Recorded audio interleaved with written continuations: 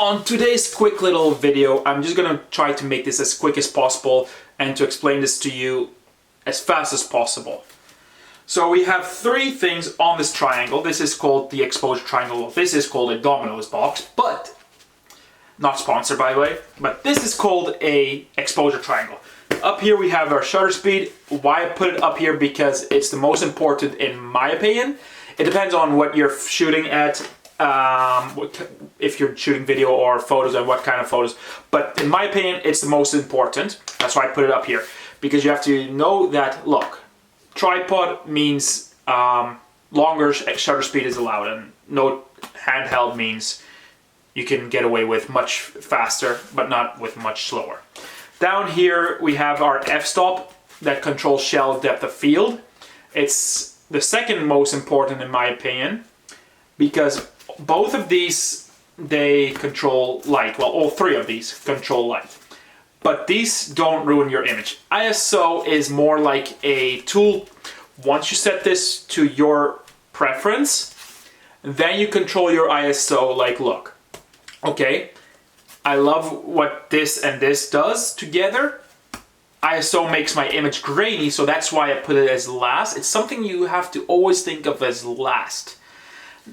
Like, okay, sometimes you can also be like, look, I got it on a tripod, so let's just, crank the shutter speed a bit. As long as you're not shooting sport photography, then you can crank up the shutter speed. If you're shooting still life, let's say a tree or something like that, it's not gonna move in 30 seconds unless it's very windy, but usually it's not gonna move in 30 seconds. Sorry about the sun glare though, I don't know how to get rid of that. Yeah, I tried, but yeah. And then down here we have our exposure meter. What was that called? I kind of forgot. But what it does, it shows exposure. Bad zone, bad zone.